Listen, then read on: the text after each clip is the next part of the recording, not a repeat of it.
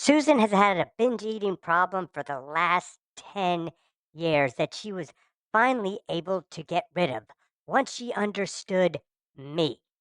I am Susan's instinctual core.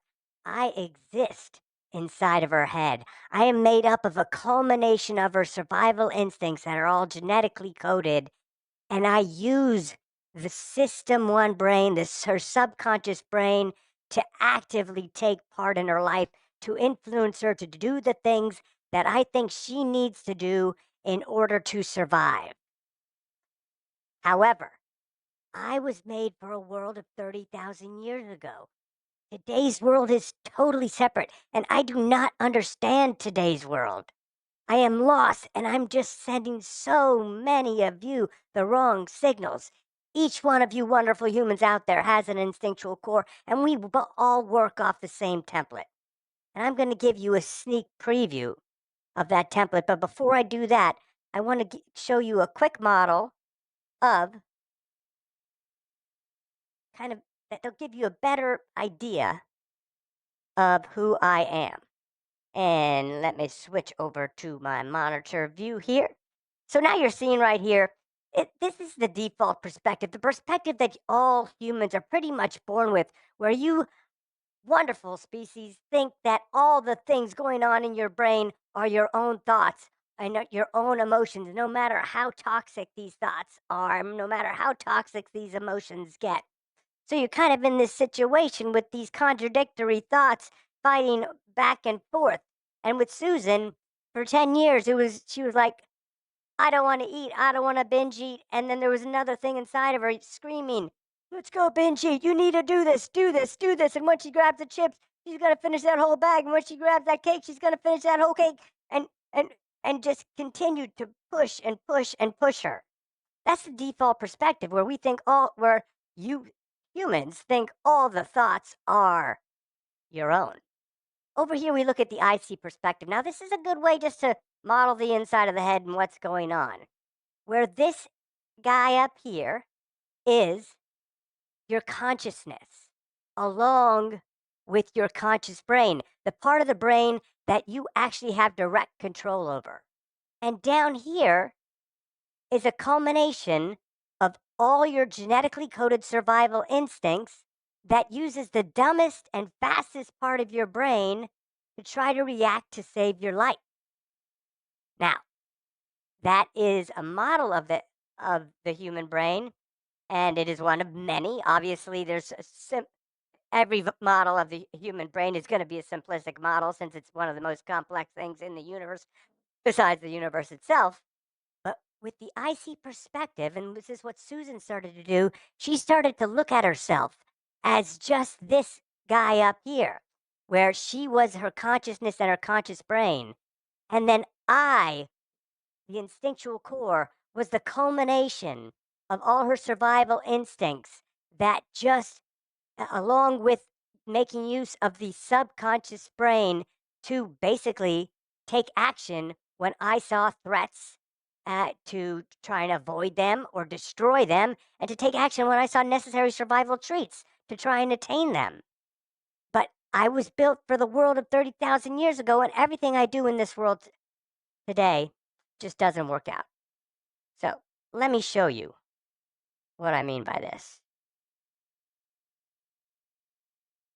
And we're going to switch over to a different view here. Now, this is what I call my IC user's guide. It is the template to figure out all the ways that I am screwing you up. And I'm going to show you how I was screwing up Susan, even though I was trying so hard to save her life. So, and right, what she was feeling, not knowing why, but she was thinking there were her own thoughts and her own and her own emotions. She was feeling fear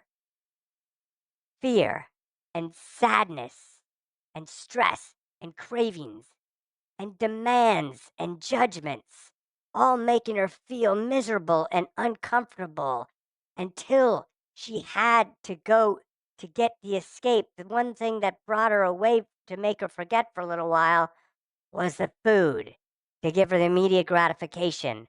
And that's where she was able to temporarily relieve all these things and get the pleasure to escape that world, right? That's what she thought was happening. And of course, she knew it was a downward spiral because every time she turned to binge eating, she would get to a position where she felt worse about herself. And then the pleasure would go away and the cycle would begin again, right? Okay, so that's just the world she was looking at because she had the default perspective. Just her thoughts and emotions were one. Okay, and so when that was happening, as the max limit, the raging was going on in her head, the sadness, the cravings, the judgments. It eventually, there's a point where you can no longer use willpower, and she would have to give in. Willpower is a limited resource, and it always fails. So let me take you to what she discovered when she started to look at me as separate from her, as a separate intelligence inside her head. And the first thing that happens, it opened up her world to a completely different world. One where I was the source of these things. Then she was able to start to discover what I was doing. And I knew what I was doing. And I'll tell you very simply what I was doing. What I saw, and I'm not interested in whether Susan has enough love or is respected in the pecking order or has enough safety. I am interested in below that. There's a level below that. I am simply interested in her survival. And in order to do that, I've got to make sure she gets the love from her tribe of 100 people. Unfortunately, in today's world, and I was acting up in a few categories, but we're just going to talk about the belonging layer today. Okay. And this is where I tell her, you need to get more love because if you don't, because what I'm thinking of is the love and belonging of your tribe. Because if you don't have the love and belonging of your tribe, you're out and you're dead or you're placed at the bottom. You're the last to get food. You get picked on you don't survive in the world as it was 30,000 years ago. That's what I remember.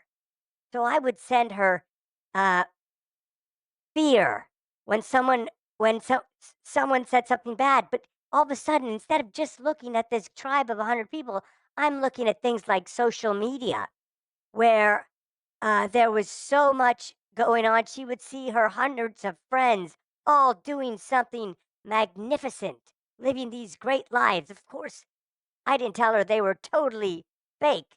Like all the pictures that they would see she would see posted on Instagram, that those were just manufactured pictures of people just showing the highlights of their life. And I would send her sadness because she was not getting the love that she need. I wanted her to do better. I wanted her to attain that treat. More love, get more love. And I would send cravings for love. And when she wouldn't get, and I would send demands. Go get that love. You're not getting enough love. You're unloved. Or, and judgments. You're unloved. It was more like this. Your judgments. You're unloved. Demands. Go get more love. But she couldn't do it. She couldn't manufacture that love because she kind of lived in this state of fear and anxiety. If she posted the wrong thing or if she said the wrong thing, maybe love would go down. So she never felt that level of comfort. And so all I was doing was trying to get her to survive because in the world of 30,000 years ago, you needed that love. You needed that respect. In this world, a couple friends is all you really need.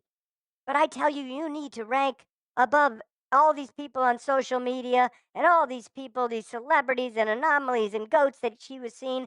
And I told her she was failing miserably over and over and over again. And now I have got this thing called reward confusion. Okay. Since she wasn't getting the reward of attaining the treat on this belonging layer, I didn't care where the reward came from. I still needed that reward. Okay. So I moved it in order to overcome the failure that she was the bullshit failure that I was accusing her of on the belonging layer. I said, you need some reward. And that comes on the physiological layer where she can get immediate gratification, canceling out these other things for the moment in the form of food. For some people, it's alcohol. For some people, it's gambling. For some people, it's nicotine. For some people, it's whatever. But when I'm feeling this need to get my reward, I will continue to send the bad and the bad and the bad, and I'll get louder and louder and louder until she goes to get the good. Okay. So how did she solve this problem? She realized that it wasn't her at all. She realized from the IC solution, she realized that it was me sending all of this. And she started to learn how to take part in the experiment of seeing me as separate and realizing the nonsense that I was sending her was exactly that.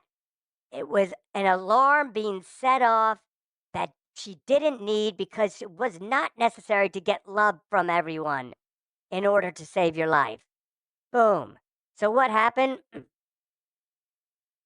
And then she realized that this fear, this anger, this sadness, these cravings, demands were all just fit that particular need. And not only that, all these things were making her less loved because she lived in a state of panic and overwhelm. So she started to see that all the things going on in her subconscious brain weren't her at all. She was her conscious brain, along with her consciousness, her self awareness, her sentience, and anything else that was going on in the subconscious. She learned that could be overridden, could be ignored, could be a lie, and could just be learned to be trained. She started to treat me like a puppy. And eventually, she learned how to, well, first she learned that I was hijacking her. And then she learned over time to let me pass through. She learned to see the different emotions that were coming at her as a totally separate thing and just started to realize and take them. And, an instinctual response that I set off doesn't go off, just doesn't turn off right away.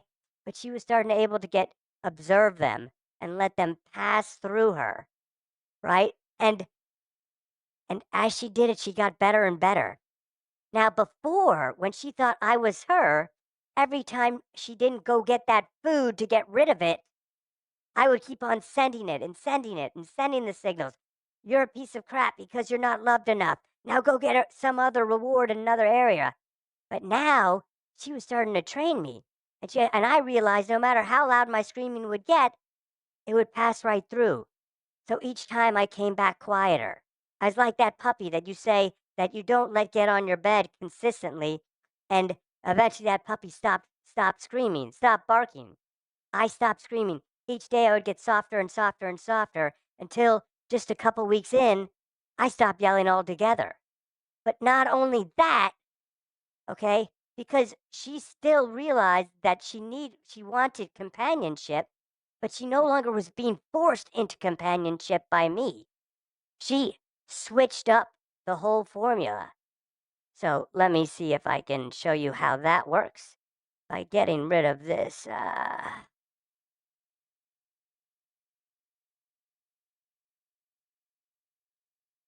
Oh, not you. We need you. Yeah, getting rid of the pass through, getting rid of all these emotions that I was sending, realizing this was useless in the first place, and getting rid of her need to attain the treat of love.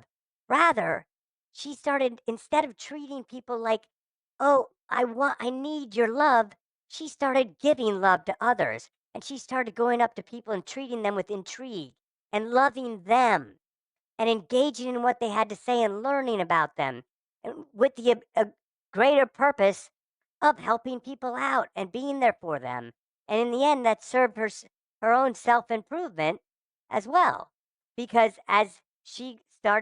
because that love started coming back. Rather than acting in that panicky, nervous, sad way around people, she started acting, not caring, what they thought of her. Instead, she cared what she thought of them. If she liked them, she showed an interest and started to appreciate them, and it changed. And she no longer was living for the external three reactions that I wanted. She started living in the world of the human reactions, of all the different things that humans are capable of doing. And we can highlight that with the pass through, no, the roar, the, the roar layer. So she had gone from a world where she was living, being forced to try and find love by me, to a world where she started getting love in a much happier, much more productive way, where she felt fulfilled whether people loved her back or not. And more love came back to her than ever before. Then that need to fill that gap of when I was screaming, you're in a terrible position because you're not loved enough, was gone, and that craving to fulfill, to find a replacement reward, to go eat that junk food, vanished as well.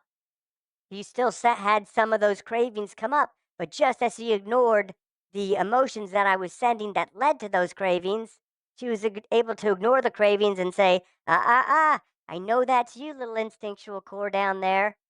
We don't need those cravings. That's not going to make us happier. That's just going to give me a little bit of pleasure for a few minutes, and then I'll want more and more and more.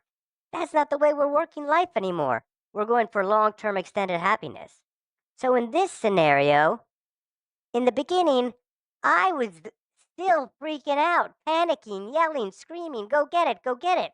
But she was separate from me. I was like a dog barking, and she was able to handle the dog and say, that's a good little doggy. Come back again. And she would let me relax. I'd come down. A little later, I'd come back up, and she said, catch me and bring me back down. But what was important is when I came up, she didn't let herself go up with it. She stayed nice, calm, cool, and collective. And eventually, I got lower and lower and lower. And she went from being hijacked to letting me pass on through to the fullest state of being when you're living through the layers of human happiness at a much higher level of satisfaction and happiness and productivity. So that's the story of Susan. Now, if you enjoyed this story, I want you to like or subscribe, but I want you also to know that I not only mess up in this way, I mess things up in countless ways. And any internal battles that you're struggling with, there's a good chance that it's me, your instinctual core, causing the problem. And you can come to visit us at the instinctcenter.com, and start to work and develop this pattern to see how it is that I'm affecting you, and see if it can also enable you to make the biggest changes of your life that you don't even think were ever possible. That's what we do, and it's all free. And we're all and all the humans are investigating me, their instinctual core, together. They're working together as investigators to see how the instinctual core works. So you're working in a collaborative environment, you gain accountability, and you stop feeling bad about the person you've become because you realize it wasn't you, it was me. Overall, pluses on all sides. I want to see you there. I will join you, of course, and I'm ready to be trained inside of you to change your life forever. And that's all I got. I will continue to try and save your life, but let's do it the right way. Thanks for joining me. Look forward to seeing you at the instinctcenter.com. Join us up in the meetings. Thank you very much.